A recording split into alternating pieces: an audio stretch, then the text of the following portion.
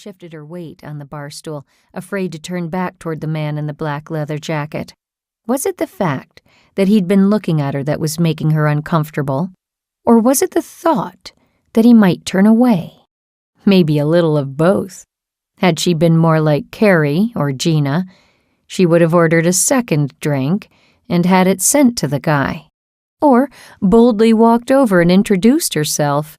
But she was not like them. For many reasons, she lacked that kind of confidence.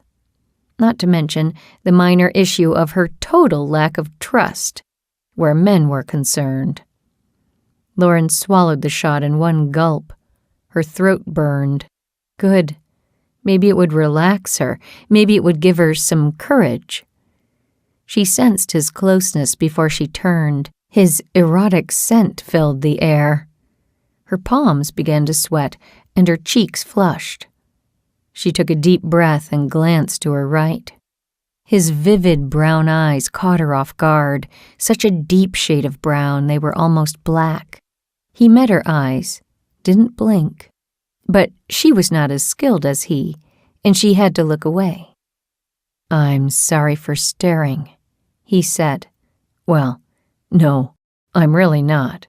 I'm just sorry for being so blatant about it." Lauren chuckled at his honesty. His voice was every bit as erotic as he. He smiled an easy, relaxed smile. He radiated a confidence that somehow managed to lack arrogance. Lauren's skin grew warmer. She silently cursed the blush she couldn't control. "Are you waiting for someone?" he asked. "No." Lauren gestured to the dance floor. "I'm here with some friends." He touched the stool beside her. "Then, can I sit here and buy you a drink?" Lauren hesitated, her voice lost somewhere deep in his eyes. He grinned and said, "1 drink? Then if you want me to get lost, I promise I will." Lauren couldn't help but smile. "You've got a deal." He slid onto the stool. "My name's Jesse Ryder." "Lauren Covington." "Covington? Any relation to Alex Covington?" "He's my father. Why?" "I've been doing some work for him." Lauren's stomach churned. She looked down at her hands and picked at her nail polish. It would figure. The first man she'd been tempted to let her guard down with, and he worked for her father. He was probably a hitman or something. She should tell him to get lost. She should make up some excuse. She looked up and got lost in his eyes. The bartender approached and said, "Can I get you two something?" Jesse held Lauren's eyes. "What are you drinking?" "Kahlua sombrero?" "And a rum and coke, please." As the bartender walked away, Lauren tried to summon the courage to speak. He worked for her father. Was there any justice in this world? "You don't look anything like your father," Jesse said.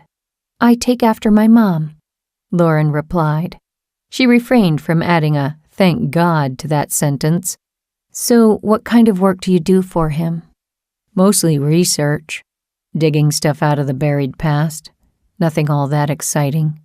Jesse pulled a 20 from his pocket and placed it on the bar. "I'm a private investigator." "Really? That must be interesting work." "Sometimes. Other times it's boring as hell." Lauren chuckled. "I guess all jobs can be that way."